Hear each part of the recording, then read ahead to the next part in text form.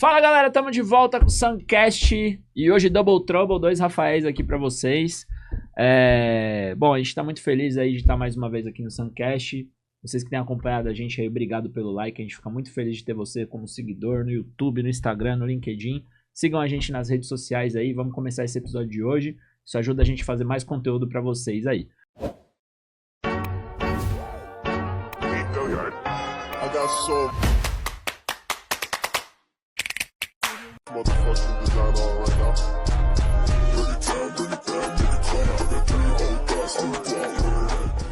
E hoje a gente vai falar de economia, cara. É um papo importante aqui que a gente vai trocar uma ideia muito boa, né, Virgílio? Com certeza. A gente tá com um convidado mais que especial aí. Quem que a gente tem hoje aqui no nosso podcast? Hoje a gente tem Luciano Simões, economista na própria consultoria, conselheiro empresarial no grupo DTW e também professor universitário da Exanc e na Strong FGV.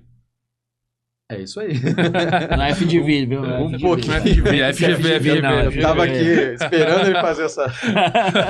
Obrigado aos dois aí, Rafa 1, Rafa 2, gente, obrigado. Prazer de ter você aqui, cara. Muito bom de ter aqui, cara. Obrigado pela oportunidade. Imagina. Eu recebo de bom grado como um presente. Meu aniversário foi sábado agora, então... Parabéns, cara. Vou receber um presentinho desse podcast aqui. Vamos lá, vai ser legal. Cara, vamos começar aí. A gente tem uma divisão aqui de alguns quadros aí. A gente tem um roteirinho aqui. Nosso primeiro quadro é o Sunguest, né? Geralmente o pessoal se apresenta, então eu queria que você se apresentasse pro pessoal de casa. Você já teve alguns conteúdos aí com a gente, né? Sim. Já fizemos algumas coisas juntos, mas eu queria que você apresentasse aí, o pessoal te conhecer um pouco melhor. Vamos lá. Resumidamente, né? Falei do aniversário aí abrindo para todo mundo. Eu tô com 47 anos, né? Há mais de 12, 13 anos em docência acadêmica. Fiz pós, fiz mestrado, tô vendo aí alguma coisinha na sequência ainda, mas são planos. A gente não pode parar, né? Essa atualização é sempre constante. E, basicamente, minha carreira profissional, fora empreguinhos como todo mundo que começa, né? Já fui até entregador, não tem problema nenhum. Pra vocês verem que é natural, você passa isso pela vida. Mas 21 anos consegui entrar em concurso público, fui funcionário da Caixa Econômica Federal. Então... A princípio, muita gente pensa, o cara aposentou, tá sossegado, mas algo dentro de mim, naquele espírito empreendedor, falava que não. Então, depois de 10 anos de banco, pedi as contas, falei, não, vou abrir o meu negócio. E eu passei por todas as carteiras internas, né? Habitação, pessoa física, pessoa jurídica, investimentos, e eu fui conhecendo a economia e vendo, literalmente, o outro lado da moeda. Quantas vezes empresários chegavam lá, quando eu estava no atendimento empresarial, quantas vezes os caras chegavam lá, acabou de, 3, 4 meses, ele pegou o crédito, vai lá e pede de novo. Mas você acabou de pegar um. Então eu era o gerente que questionava o cliente por que ele não conseguia manter aquele fluxo de pagamento. E aquilo foi me chamando a atenção. Então eu fui estudando, né? Fiz a minha faculdade um pouco mais tarde, mas não tem problema nenhum. Também outra dica pra galera aí, fica naquela neura, eu tô com 17, 18, tem que ir logo fazer a faculdade. Não, cara. Faz de repente mais tarde, se aproveita, a maturidade ajuda.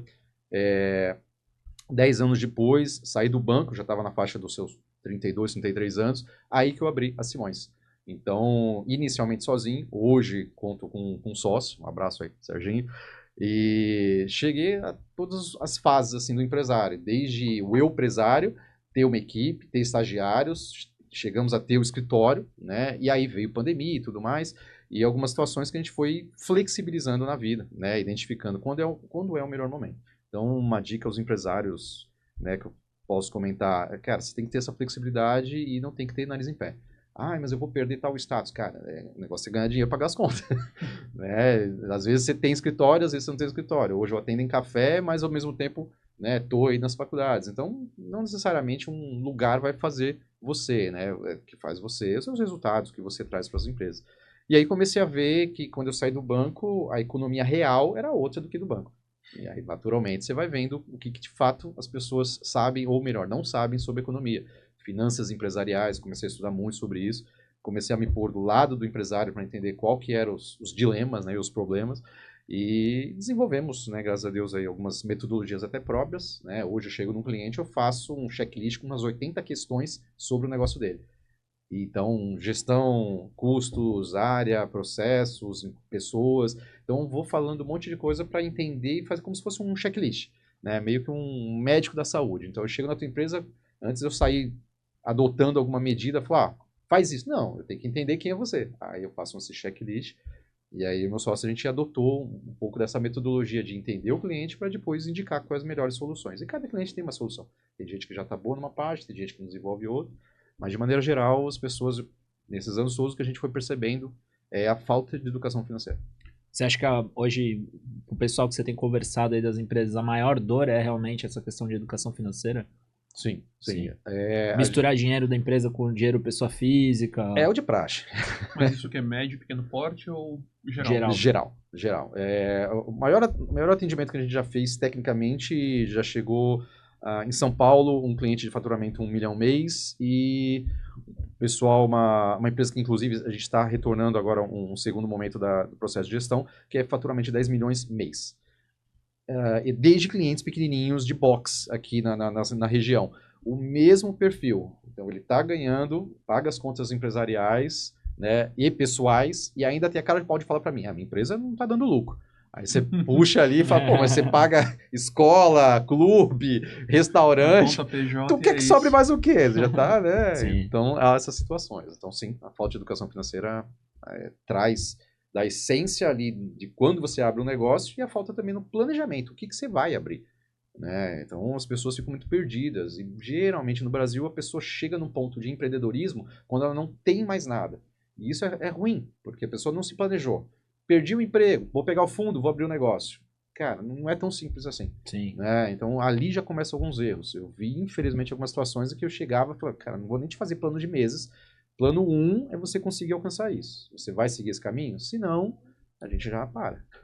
E você vê que nas pessoas ali que você conversou, nas consultorias que você fez, você vê que tem muita gente que às vezes não sabe, por exemplo, o cara teve um ápice dentro da empresa, teve um lucro muito bom ali durante um ano, mas ele reinvestiu mal, ele tirou tudo como dividendos ou não reinvestiu e acaba derretendo depois de um tempo. Isso aconteceu muito em algumas das consultorias? Sim, não? sim. Eu já vi 2 cases, infelizmente, até de encerramento da empresa. Né?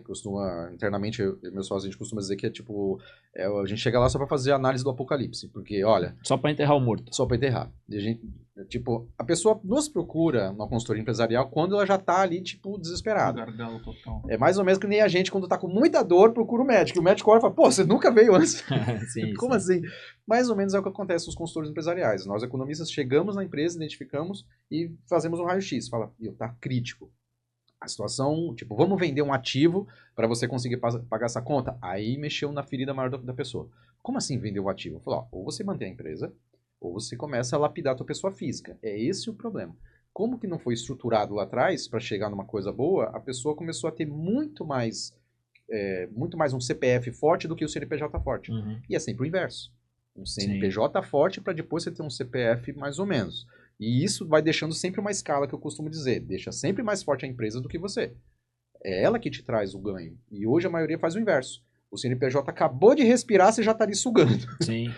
Então esse desequilíbrio, falta de planejamento, conhecimento... Até olhando como investimento mesmo, apesar do Brasil ter um juros muito alto, cara, dependendo da empresa e do segmento que você tá, o ROI é maior do que o que você teria nos juros de pessoa física, né? Com certeza. O pessoal não enxerga muito isso, né? Sim, hoje uma conta simples, você tá, mesmo com a Selic alta do jeito que tá, vamos falar aí, grosseiramente 1% mês hoje é tranquilo na renda fixa. Uhum. Coisa que uns anos atrás a gente seria absurdo falar isso. Mas hoje no Brasil 1% ao mês dá pra você fazer nada. Pega o teu dinheiro, deixa lá 1% fazendo nada. Só que se você deixa, vamos imaginar assim, 500 mil, tá? Meio apartamento em Santos.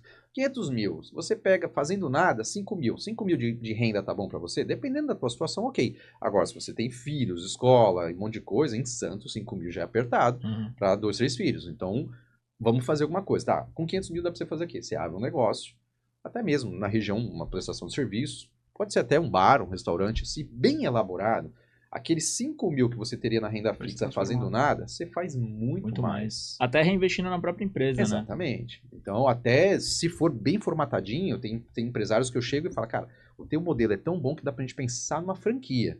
Como aconteceu no case, não sei se eu posso comentar aqui, não. Tem problema de falar nomes aqui? Não? Cara, acho que não. Um abraço aí, pessoal, né? Um abraço, pessoal do Multiabreja. Foi um dos cases que a gente saiu de um modelo pequenininho e virou uma franquia. E é uma cervejaria artesanal. Case, assim, totalmente fora da curva. Lógico, muita prestação de serviço, muita análise, muito estudo, né? Que acabou dando certo ali. Mas é aquilo. os empresários, os donos, têm que ter a noção de que, pô, o que eu preciso fazer para que essa curvatura de crescimento chegue? Né? Aonde que eu consigo realmente aportar meus esforços? Então, vamos cortar aqui, vem trabalhar mais horas, chega cedo, seja o último a sair, estuda a tua situação. Agora, o que você vê a maioria das vezes, tá funcionando meio sozinho? Hoje eu não vou, fecha o caixa pra mim. Então aí você começa a ver que, pô... O cara já fica viver, acomodado. Ele quer viver, ele não quer trabalhar. Entendeu? Então... Acho que foi uma vez eu vi uma entrevista, ou era um podcast do João Adib, da CIMED, com acho que era o Primo Rico, alguém dessa parte ali de investimento e tal. E aí ele fala isso, pô, você não quer abrir o investimento? Ele falou assim, quanto que dá o melhor investimento que tem? Porque se eu te falar o ROI da CIMED ali, você vai querer que eu bote todo o dinheiro lá. Inclusive, se quiser botar o dinheiro aqui, falar alguma coisa nesse sentido. E é verdade, né, cara? Se você souber como reinvestir, tiver um plano estruturado de reinvestimento, vale mais a pena do que realmente tirar como pessoa física para colocar no banco, né? Exatamente. E aí vale uma dica geral, você entender o teu negócio. Mas eu não entendo, cara, não tô nem falando só por mim. Hoje você tem do governo há muitos anos o Sebrae. Vai lá, estuda, faz de noite, procura vídeo aula, profissionais adequados, nada de volúpia, de vou crescer, ficar rico 1 milhão. Não, né? Faz o feijão com arroz ali. Entendeu a tua empresa e todos os dinamismos de custos, aí você começa a fazer o jogo virar. Porque você vai diminuindo os teus custos, vai aumentando o teu faturamento, entendendo precificação. Tem coisas que não dá. Saiu do CLT, vou virar empresário? Cara, não é da noite pro dia. Você vai ter que estudar. E com o objetivo bem definido, né? Acho que é o mais importante. Sim. Tem muita gente que acha que é muito fácil, né, ser empresário, assim, cara. Não é um bicho de 7 cabeças, mas você precisa de esforço e estudo, cara. Se você não tiver disciplina, esforço e estudo, você não consegue empreender, né, cara? Cara, você tá falando até de... Por exemplo, uma das temáticas, modelos de precificação. O pricing é um livro desse tamanho, assim, desses grandes, só da modelagem americana, de todos os tipos de modelagem que você pode fazer com o teu preço. Preço, markup, margem. Tem gente que não sabe o mínimo de cobrar. Eu comprei por 50, vou vender por 100. Tá, mas essa diferença é o suficiente para você pagar tudo e ainda sobrar para você? Não. Então, pô, antes de você abrir o negócio, qual é a margem daquele negócio? Sim. Quanto você vai ter que fazer de giro? E há o mínimo a ser estudado. E aí é o que você falou. A pessoa tem que estudar, se preparar. E isso é o que a gente chama de plano de negócios. Quanto eu vou ter que investir? Né? Luciano, eu tenho aqui 300 mil, vou abrir um restaurante. De repente, não é o suficiente. Pô, o restaurante assim? é o pior ainda, né? Porque você tem que saber exatamente quanto custa cada coisa, quanto custa o funcionário para saber exatamente quanto vender. Eu já vi várias pessoas de restaurante aí, cara, com dor de barriga na hora de vender, porque não sabe quanto que custa o preço dele, né? Uma coisa que a gente fala é o chamado cardápio técnico, né? A ficha técnica do quanto, quando teu prato está pronto, a hora que eu coloco ele na tua mesa para você degustar, quanto de fato tem de custo ali? Sim. As gramagens, o funcionário, o ar-condicionado, toda a ambientização, o que está colocado ali? Como que eu consigo retornar isso? Quantos desses clientes eu preciso por noite para fechar minha folha e ainda conseguir? Então, tudo é conta. E aí a gente vai bater com aquela situação. O brasileiro não gosta de matemática desde a infância.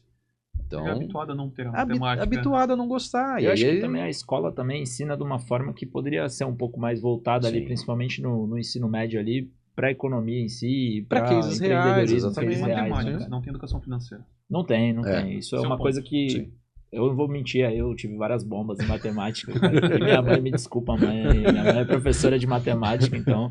Cara, quando eu comecei a trabalhar com matemática, na parte ali financeira da empresa, cara, pra mim foi outra realidade. Eu gosto muito. Então já é totalmente diferente do que eu aprendia na escola. Sim. Então eu acho que falta um pouco isso. Porque às vezes você se sente um peixe fora d'água na escola e tem muito mais coisa ali que você acaba não tendo ação e na hora que você precisa, você não aprendeu isso na escola, né? Você está preparado, você vai aprender na tua faculdade da vida. Cara, isso é verdade. E aí, bom.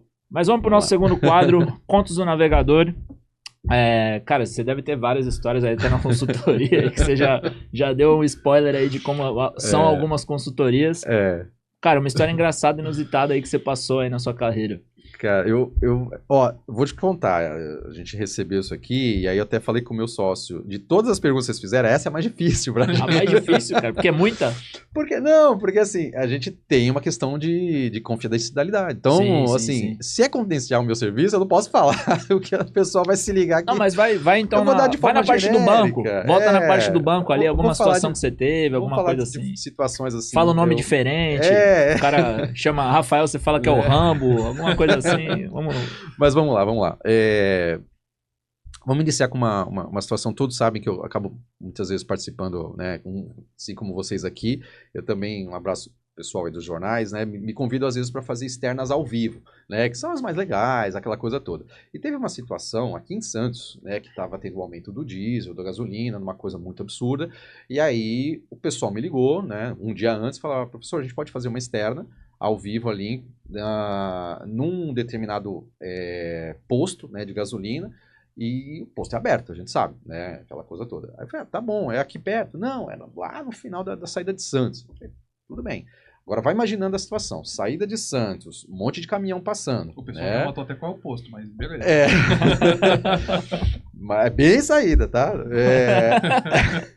Aí o que acontece? Encontrei lá, e naturalmente alguns minutinhos antes do ao vivo, você chega, põe a paleta, põe o microfone, vê o ângulo, tal, não sei o quê. E aí, ó, então você já fica na posição que nem ali certinho e, bom, 3, 2, 1, ó, vamos entrar ao vivo, não sei o que, tá tudo certo. Gente, 5 segundos antes de entrar, que tava assim, até um silêncio, começou uma ventania. Bateu um vento e a coitada da repórter que tava comigo, ela tava de cabelo solto. Então ela ficava assim, com o microfone pra mim, né? Eu não ficava com, né? Tem uma regrinha que não sabe, você não pode ficar segurando o próprio microfone, tá? Ah, tá. É eles que Sabia, orientam. Tem uma regrinha. E aí eu tava quietinho aqui, ela com o microfone aqui, daqui a pouco eu olho pro lado, o coitado do cabelo dela assim, voando, e ela tentando. E aí o pessoal da câmera virando um pouco mais pra ficar só no meu ângulo. Mas como a gente tava um pertinho do outro, vinha os cabelos assim passando e tal. Fora que toda vez que, né, a reportagem vai ao vivo, o pessoal meio que aproveita para fazer, né? Então teve gente passando atrás e caminhão buzinando. Foi o pior ao vivo que eu tive. Foi uma situação Caótico. assim, caótico, porque a gente tava naquela entre safra, então grãos, não sei o que tinha muito pó. Então não foi só um ventinho. Imagina aquele pó todo, parecia um Saara, e eu com os olhos fechando assim. E como é que você consegue se concentrar? Então fica o lado profissional aí, que você tem que ficar ali certinho, passar a informação. Então, esse foi um perrengue chique que eu passei. Uma outra situação, a gente, dentro de uma consultoria, a gente foi atender um cliente, já não era aqui da região, um cliente de porte maior, e a gente perguntando algumas questões para ele, assim, já no online, né? E depois a gente foi ao vivo lá, enfim, presencialmente sentar e fazer as medições e ter as reuniões técnicas, né? Ele falou, quando você chegar aqui eu te apresento, né, a pessoa que cuida, né, do meu financeiro, aí vocês conseguem alinhar melhor, tá, tudo bem.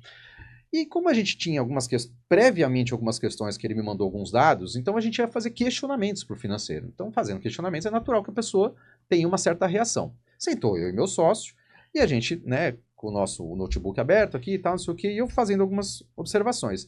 E falou, né, a respeito da logística, não sei o que, agora a temática que a gente vai falar é financeira. Então tá bom, peraí que eu vou chamar a pessoa. Quando a pessoa sentou, depois a gente foi descobrir que essa pessoa, ela tinha feito recentemente naquela semana um procedimento de Botox. E o que acontece? Eu não sei se erraram na dose, mas a pessoa tava com Chegou quem? Tinha levemente, né, um dos lados mais arqueados do que o outro. Então, toda vez que a gente fazia pergunta e olhava pra ela, tava com um olhar meio, tipo, assim... Desconfiado. Maior, Assim. bem desconfiado. Eu, tá tudo bem? Tem alguma dúvida? Não, mas olhando meio... Eu olhava pro meu sócio e falei, eu acho que ela não entendeu. E a gente repetia, falou, a gente analisou isso. Não, eu entendi. Mas a senhora tem alguma dúvida? Não, mas não parecia que do jeito. Então a gente ficou ali num debate, os primeiros 2, 3 minutos, eu falei, tem alguma coisa errada. Eu falei, tá bom, próxima questão, isso. E olhava pra ela, a mesma cara. Eu falei, ou essa mulher tá desconfiando de tudo que a gente tá fazendo aqui, eu não sei o que tá acontecendo. Enfim, e ficou, ninguém falou nada. Eu falei, que situação incômoda. Tudo bem, acabou, tal, aí vamos agora pro próximo sócio. Aí saiu essa pessoa, entrou o próximo sócio, tal, e aí tudo bem, seguiu.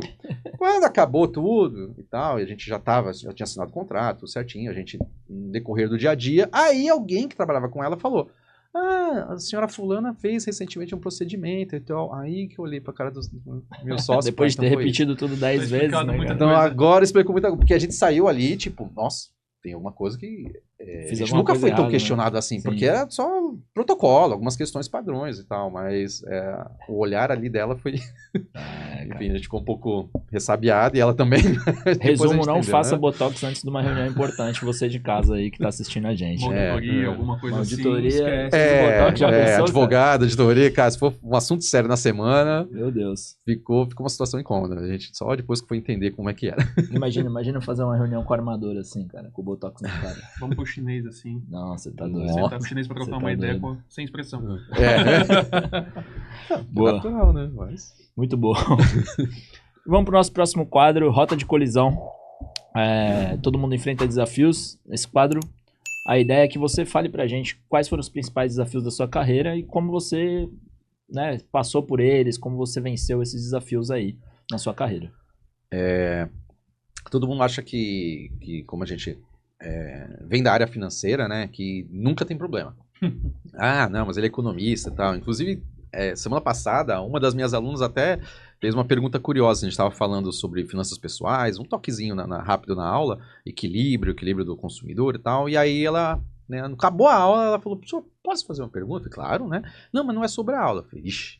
Eu falei, tá, vem, né? Vamos ver aqui. Daí ela assim, o senhor já teve nome sujo? Eu falei, claro que já, pô. Todo mundo já teve. Vocês estão jovens, vocês ainda vão passar por isso e tal. Aí um já levantou, não, eu já tô. Ixi, tá vendo? É assim. Então eu achei interessante porque, assim, muitas vezes as pessoas têm uma ideia que, tipo, economistas são seres, assim, que, tipo, ilibados. A gente não tem, né? É normal. O contexto econômico, ainda mais Brasil, você tem impostos, você tem variação de clientes, a carteira, situações a pagar, fixos que você tem que honrar. Então é normal que você tenha em algum momento variações. Talvez, né, lógico, pela nossa experiência, expertise, é que a gente consiga sair mais rápido daquela situação, sabendo negociar, sabendo, né, vender um ativo, fazendo alguma manobra para que aquilo aconteça. Então, sim, um dos maiores problemas que eu tive foi que ao escolher sair do banco, eu tinha a troca, ou a estabilidade de um concurso público, né, ou as possibilidades que o futuro me daria diante de abertura de uma empresa. Porém, o que eu imaginava? Eu tinha feito um pequeno plano de negócios durante o período que eu estava no banco e escrevi para mim, olha, eu tenho 3 períodos, né, manhã, tarde e noite. Então, uma vez que você é empresário, aquilo que a gente está falando agora no começo, você tem que abraçar a tua causa, né? Então, o que eu ia fazer nos 3 períodos? Na época, detalhe, eu já tinha 2 filhos, né, mulher e tal, tava num relacionamento estável e tal, então ela conseguia tinha ajuda dos avós e tal, então as crianças estavam bem amparadas. Então, se eu ficasse o dia inteiro trabalhando para suprir, a gente conseguiria, né, essa situação. E aí quando eu saí do banco, eu tinha feito um pré-planejamento. Falei, eu preciso de atendimentos manhã, tarde e noite, e onde eu consiga fazer nessa situação. E meio que a vida foi me empurrando para as aulas. No decorrer que eu estava saindo do banco, uma cliente, inclusive, do banco, que era dona de uma escola de concurso público, abriu o concurso da Caixa em 2010.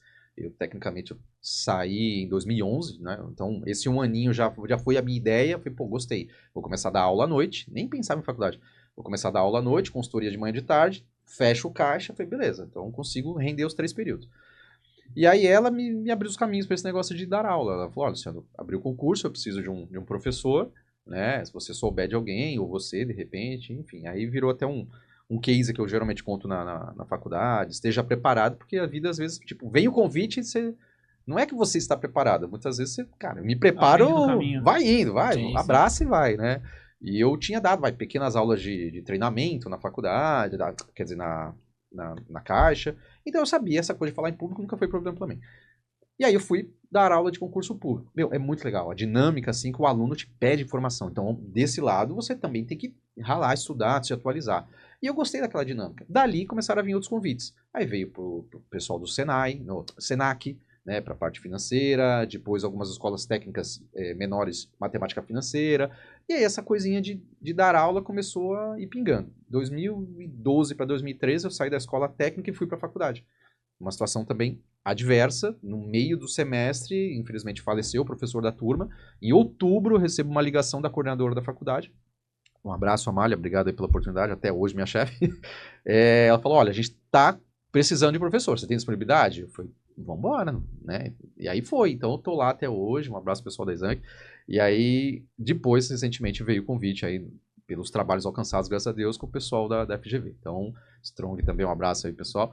E foi isso, eu comecei a entender que de noite eu poderia fazer a parte de docência. E com a maturidade, eu fui entendendo que eu podia me atualizar, por conta que a docência te pede isso, e ver a situação real. Então, durante as consultorias, eu via a situação real. E eu buscava atualização na faculdade. E rentabilizando as pontas. As pontas Pô, são rentabilizadas. É, exatamente. Então, assim, hoje eu trabalho tecnicamente o dia inteiro? Sim, mas, cara, é muito mais gostoso. Eu não vejo nenhum problema de ter trocado minha carreira, né, de bancário, que é estressante, que você tem que vender, que você, você tem ali uma série de discussões éticas, né, nem vou entrar no mérito, mas... né, sabe. mas que hoje, assim, eu trabalho num algo que é extremamente prazeroso, já teve dias, que nem amanhã, por exemplo, eu tô 7 horas da manhã numa rádio, e a minha última aula termina às 10h30 da noite, na terça-feira. Então, assim, é o full time? Sim, mas, cara, você tá fazendo algo que você gosta, ajudando pessoas, dando dicas. Então, acho que o meu maior problema foi exatamente esse. A hora que eu saí do banco e eu precisei estruturar como ficaria a minha renda. Lógico, bati porta, literalmente, naquela época não tinha, 2011, a gente não tá falando de Instagram, Facebook era muito básico, LinkedIn... Som de sapato mesmo. Literalmente. Então, eu fui bater porta aqui da nossa... Supercentro, shopping, alguns clientes mais antigos. Então, assim, tem que ter essa cara e coragem, né? Você tem que ter, o empreendedor tem que ter um pouco dessa coisa de tipo, é raça, não tem vergonhinha, não, né? Vergonhinha você não paga a conta. Sim. Vai atrás, cara. E aí, hoje, graças a Deus, né, os convites já vêm, eu não preciso tanto bater porta, mas... né, foi esse perrengue que eu passei. Mas eu acho que até pra aula isso deixa mais interessante a aula, de você estar com cases reais, né? Às vezes a gente tem alguns professores aí, né? A gente entende que quando a pessoa vai 100% na carreira acadêmica, ele acaba não tendo mais tanto contato com o dia a dia de uma empresa, né, da parte de empreendedorismo. E eu acho que isso faz com que você consiga agregar bastante para os alunos, né? Sim. É uma diferença muito grande na hora de dar aula. Olha, isso de fato fez diferença quando eu fiz algumas entrevistas. Então eu cheguei a... Hoje eu já sou professor de pós-graduação, então eu já cheguei a dar aula na Morumbi AMB, numa turma de pós, num convite que veio do pessoal de São Paulo. Então isso, academicamente, para mim, é uma grande honra participar, às vezes, de grandes docentes. Os caras são pós-doutorados e tal, ainda não cheguei nesse nível. Mas você percebe que, assim, pô, por que eu passei? E aí existe o feedback do coordenador. Fala, pô, você traz uma essência do que é o ao vivo, né? E o pessoal tá cansado de mesmos exemplos do livrinho. Então o aluno quer debater, porque às vezes ele tá, no aluno de pós, ele tá naquela situação que você tá vivendo.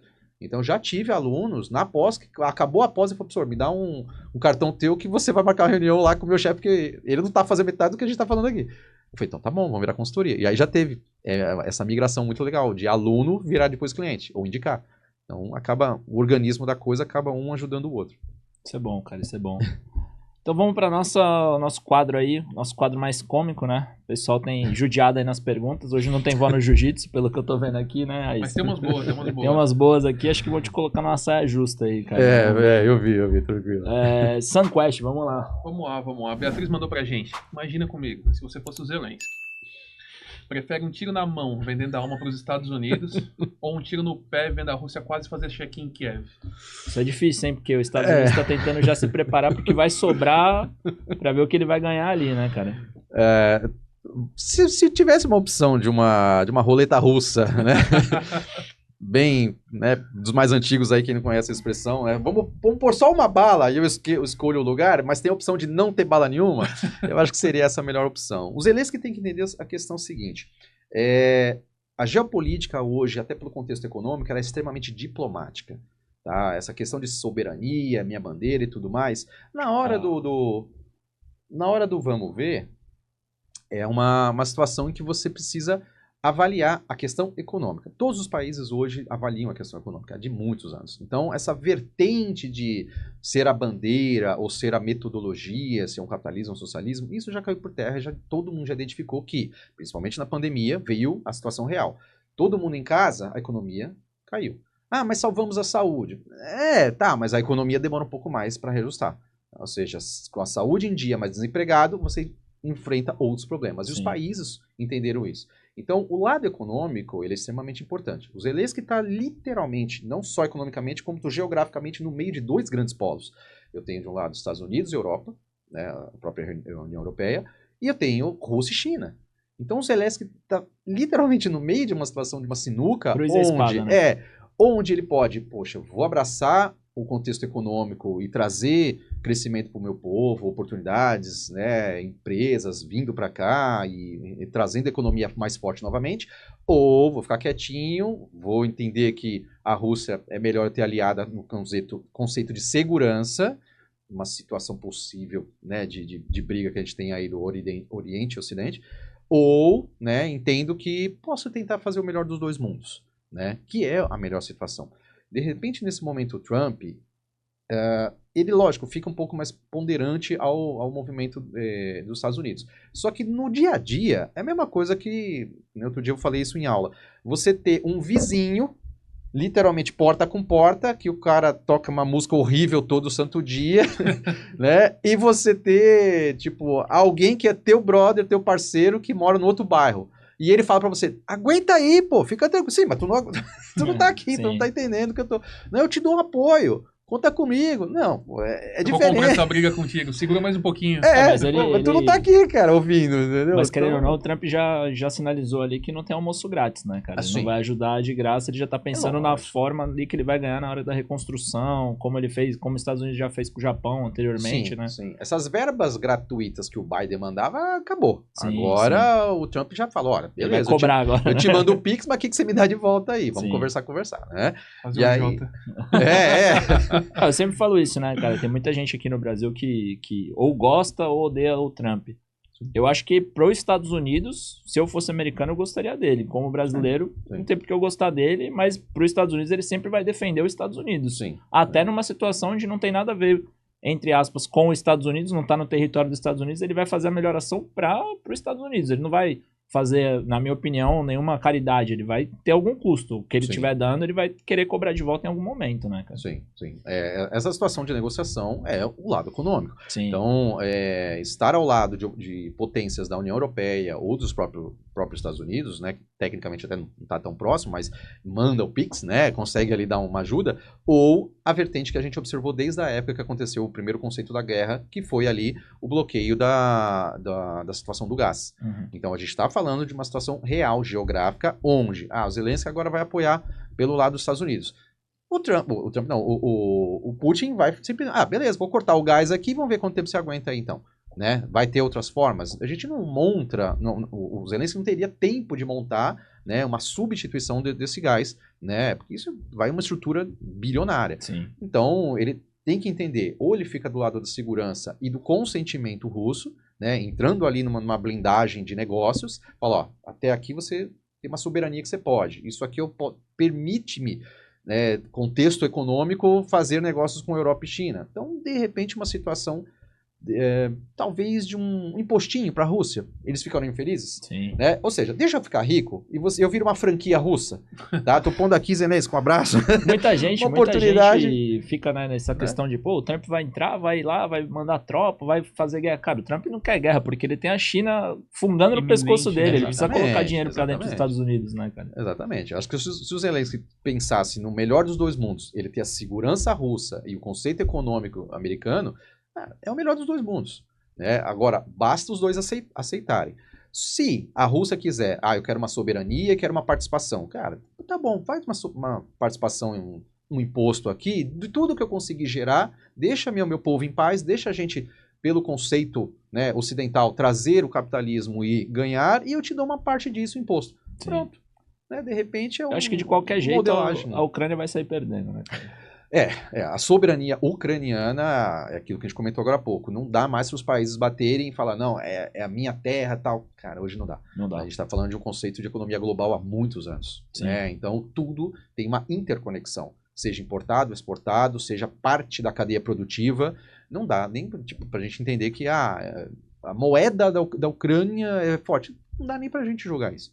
Então, antes que eles se acabem, né, literalmente numa situação de guerra, né, que ainda pode perpetuar, ele entender o melhor dos dois mundos, tá? Quanto é para você me deixar em paz? E vamos usar a situação real brasileira? Alguns lugares no Brasil a gente sabe que é isso, né? Tem ali um corpo, não é nem Estado e nem sociedade, tem um terceiro corpo que fala, tá, paga minha parte que eu te deixo em paz. Infelizmente, talvez a gente tenhamos, né, pensar no contexto. É diplomático? Não muito, mas melhor do que guerra. Sim. Com certeza. E até indo para a segunda pergunta, a gente está falando muito de impacto global aí, porque isso impacta diretamente a economia global. Então, quando a gente está falando de guerra, possíveis guerras acontecendo, isso tem impactado a gente de formas que às vezes a gente nem consegue enxergar no dia a dia, mas impacta, né? É até estranho a gente hoje em dia tá girando, tá na economia, tá todo mundo aqui no Brasil, a gente saindo de casa normal e nem parece que tá tendo uma guerra, mas tá tendo uma guerra e isso tá afetando a gente de várias formas possíveis, né, cara? Sim, na verdade várias, né? É uma sentido. acontecendo, uma tá iminente, tem várias situações que a gente só sai de casa e... Então vai, manda a segunda pergunta aí. A segunda é boa, Mais uma saia justa aí. Vamos lá. Cara, você como professor, crise China-Taiwan, o que a gente faz? Diplomacia, sanção, troca uma ideia ou uma partidinha de Mahjong? Eu achei, mas a partidinha do Mahjong foi legal, bem sacada na pergunta. Bom, vamos lá. A gente está falando de Davi e Golias, né? Não tem como Taiwan e China a gente entrar em algum contexto.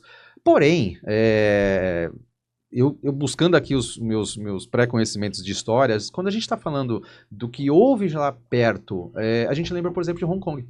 Década de 80, Hong Kong, né, um abraço para os alunos de economia, história econômica, quando a gente fala de Hong Kong, também teve o Ctrl-C, Ctrl-V da história, né, e a história econômica, ela é um eterno Ctrl-C, Ctrl-V, eu falo isso para os alunos.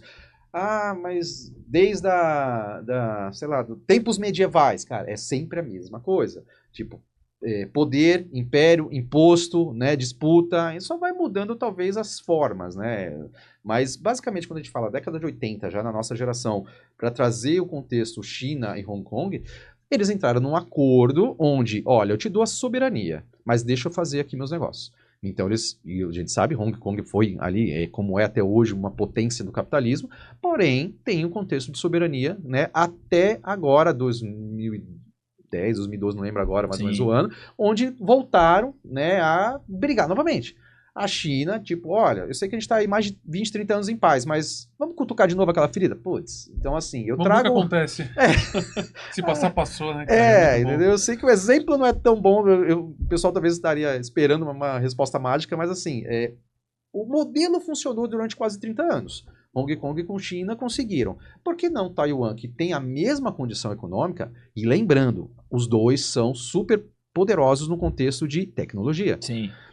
Quem acompanhou bem o contexto econômico da parte quando teve ali em 2020 a pandemia, lembra da história dos chips? Taiwan é o ápice, né, dos chips. Ou seja, faltou chip porque precisou todo mundo ficar em casa. Os operadores, né, não foi nem greve, estou falando de pandemia, então as pessoas não foram trabalhar. As indústrias que fabricavam os chips precisaram parar a fabricação. A esteira parada, quando voltou, o que faltou? Chip para todo mundo. Então era engraçado que eu tinha carros aqui, vocês devem lembrar disso muito bem, eu tinha carros no Brasil prontos, mas faltava incluir o chip para o bichinho ligar. Então, quando faltou o chip, o que aconteceu? O preço de tudo inflacionou. Então, quando a gente está falando de uma guerra Taiwan e China, a gente está falando de um conceito básico econômico que pode trazer um caos de perplexidade inflacionária mundial. Não estou falando só de dólar aumentar, estou falando de contextos de inflacionamento por custo.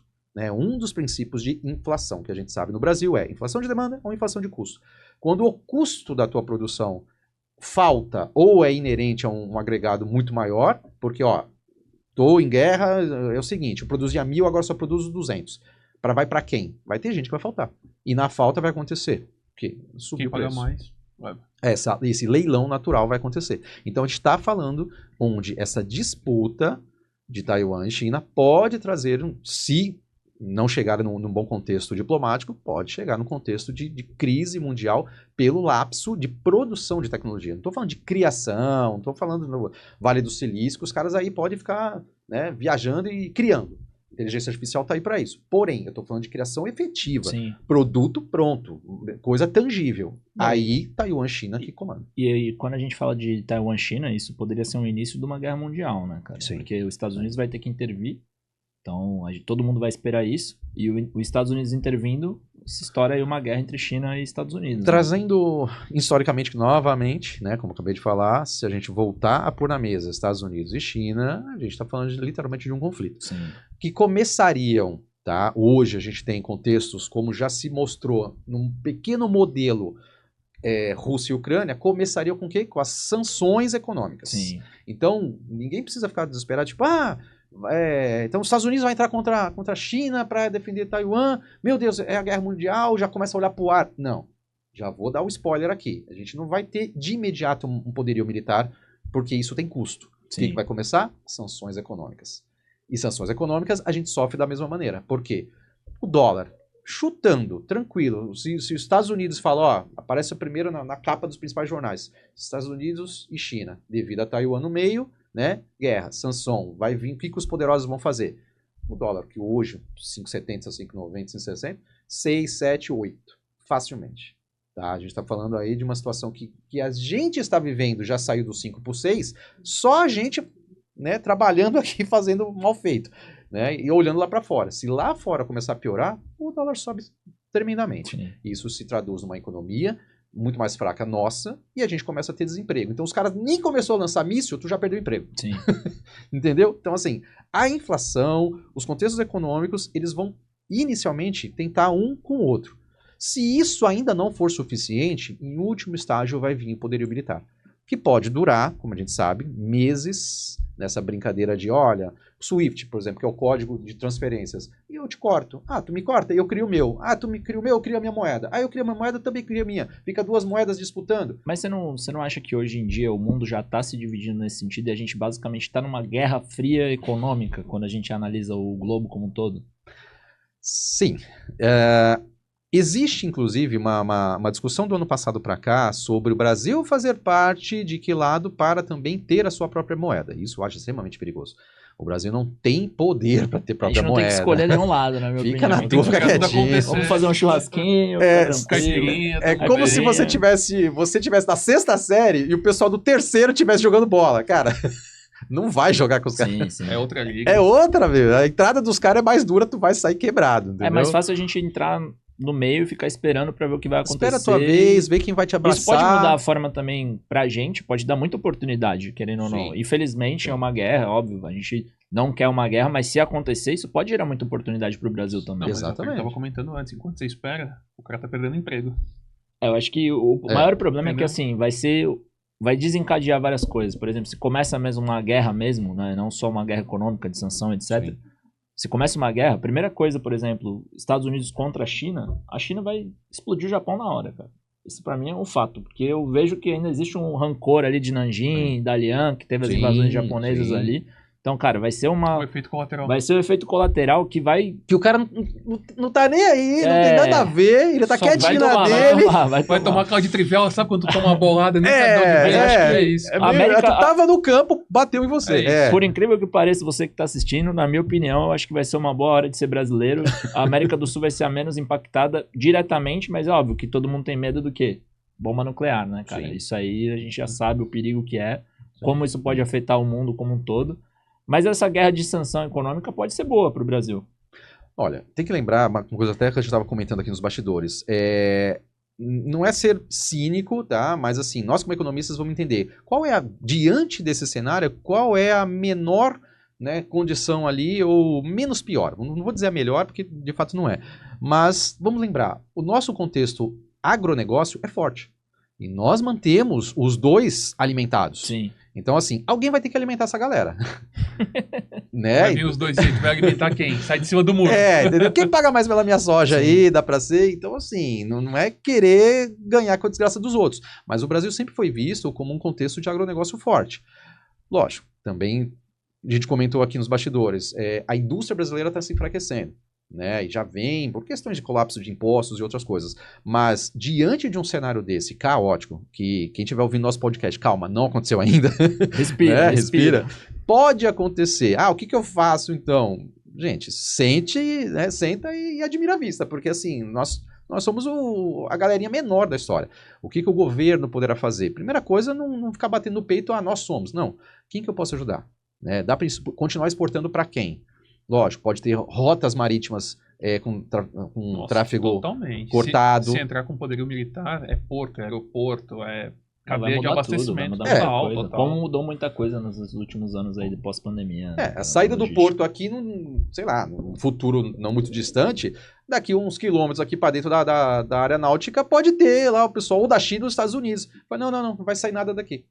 É pra quê? Pra alimentar o... Não, não vai. A gente vai levar pro lembrando outro. que a gente tá mais próximo, né, dos Estados Unidos ali, né, cara? Uma pseudo-pirataria. Exatamente. Cara, muita coisa pode acontecer. Não vamos entrar Pode. nessa teoria da conspiração aqui. Dito tudo isso, vamos Dito voltar. tudo isso, joguem Mahjong, né? Acho que essa é a melhor resposta aí pra Não, resolver o pessoal isso aí. fazer a reservinha financeira e ficar esperando tudo que vai acontecer. Educação financeira. Cara. Podemos adotar um pouquinho disso. Sim, a reserva financeira é importante.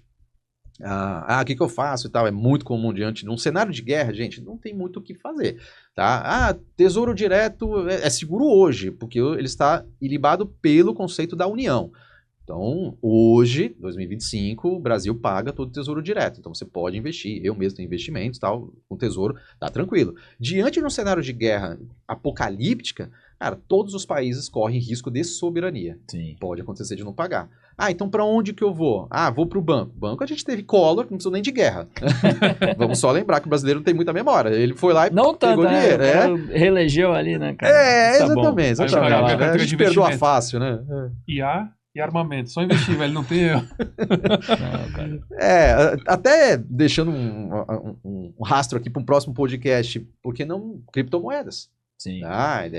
É uma terceira linha monetária que você, não estou falando para colocar tudo, Sim. mas é uma terceira linha monetária que pode deixar um rastro para você. Olha, posso ter imóveis, posso ter tesouro direto, posso ter poupança, posso ter dinheiro vivo em conta, posso ter em casa e posso ter criptomoedas.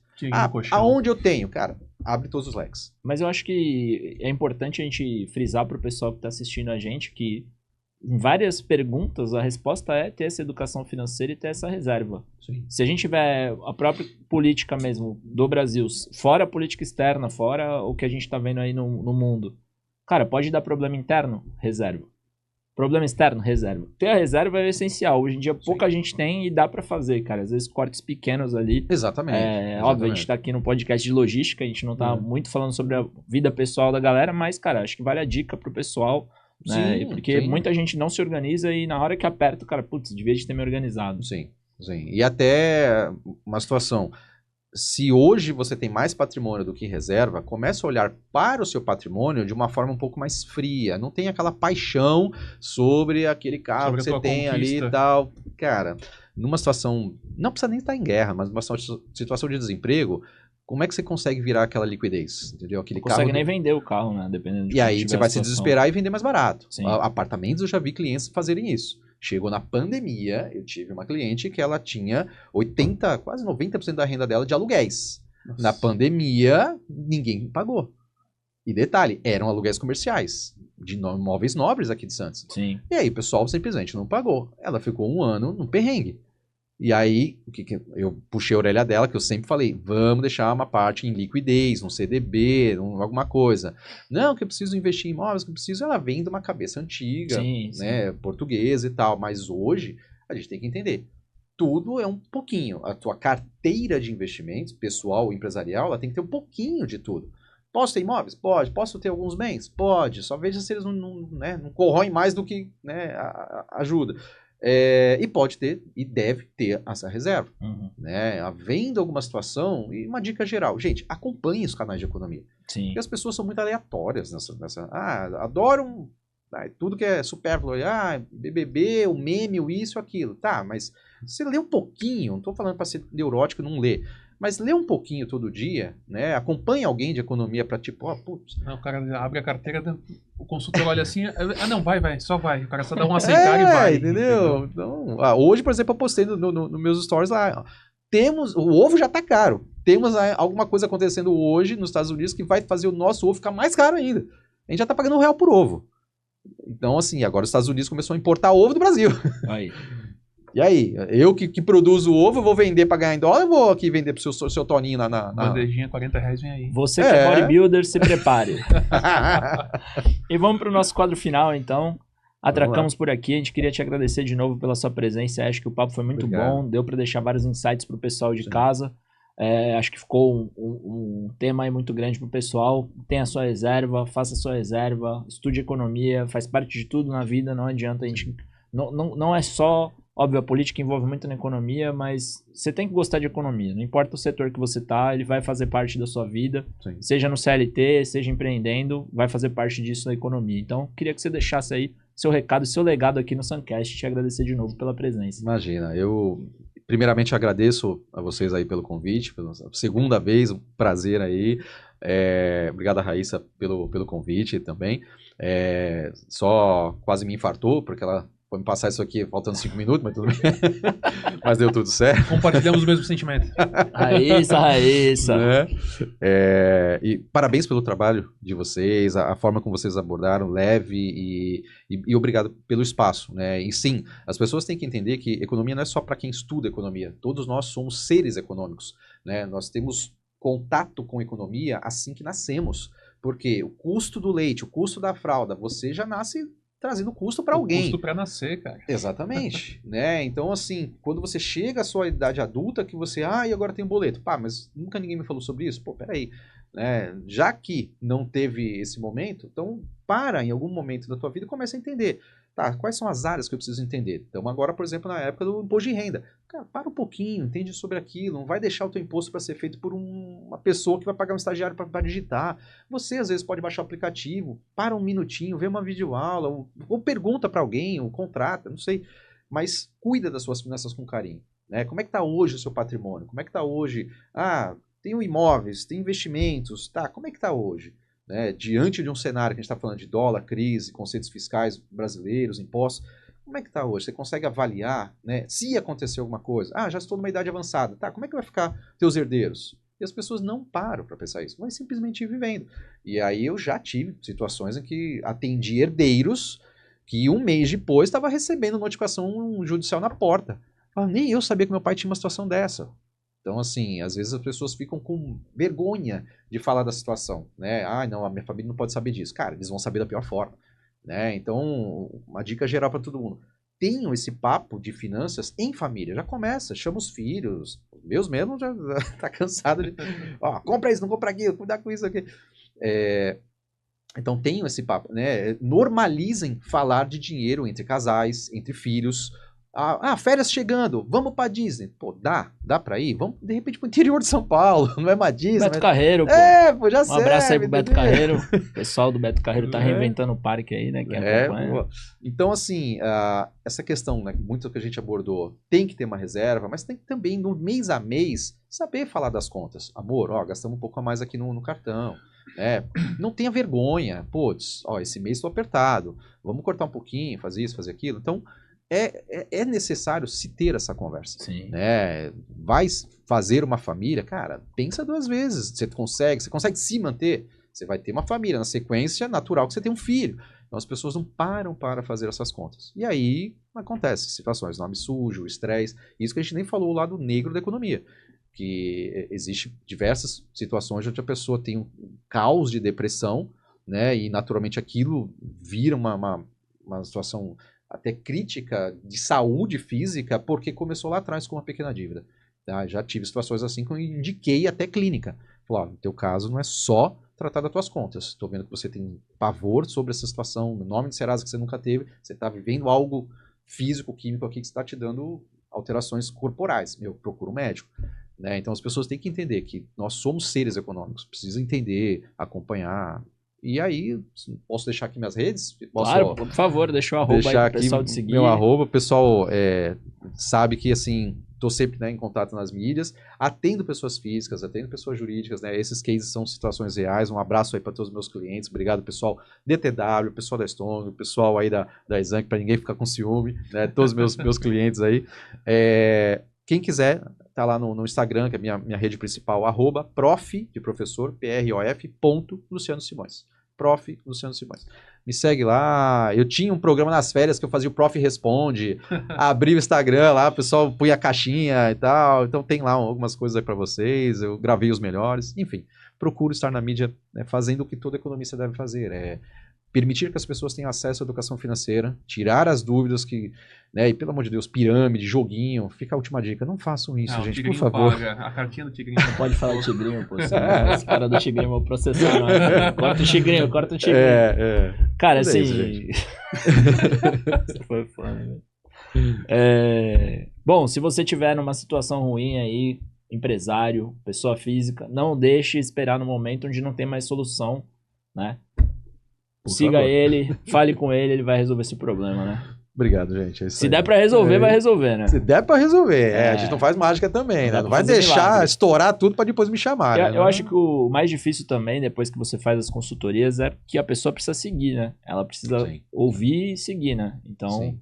Graças a Deus a gente tem cases, né? Um abraço aí pessoal, Lica Pratas aí também foi um case muito legal que chamou a gente diante de um cenário que eles não estavam ruins, eles estavam desorganizados. E a gente foi lá, fez um trabalho de alguns meses, tá? Não é da noite pro dia, fizemos alguns meses de consultoria e hoje é uma empresa que está muito mais estruturada, tem todo o conceito, o olhar financeiro. E detalhes, são empreendedores e pais de gêmeas, tá? Então, assim, não é difícil, nada... hein? Difícil. Não é nada difícil, mas imagina, né? Um abraço aí, pessoal. Mas, assim, tem caminhos, né? Se a pessoa segue ali como se fosse, a gente brinca como se fosse a tua situação corporal. Você tá gordinho, cara, você vai com o personal. O personal não é um mês que ele vai fazer, tipo, te deixar magrinho, cara. É todo um processo, Disciplina, né? né? São meses que a gente vai trabalhando ali pra deixar a tua empresa, né, bombada, né? Menos com o ovo, que o ovo vai ficar caro, galera. É isso aí. Você que tá aí assistindo a gente agradece a sua atenção, a gente agradece aí, obviamente, novamente, pela sua audiência, a gente fica muito feliz. Sigam a gente, dê likes, dê follow, né? A Raíssa fica feliz, bota a foto da Raíssa aí na tela feliz. E é isso aí, galera. Obrigado, esse foi mais um Suncast e a gente volta aí nos próximos episódios aí com mais convidados. Queria te agradecer de novo. Quem Obrigado, sabe a gente não faz mais alguns collabs aí, a gente fica bem feliz, cara. Eu acho que é Vamos. bastante informação importante, Legal. que às vezes na correria do dia a dia a gente acaba não visualizando da melhor forma e com certeza você tem ali uma bagagem muito grande para ensinar bastante pra gente. Imagina. Obrigado, Fechou? gente, mais uma vez. Obrigado. Valeu. Valeu, galera. Pessoal.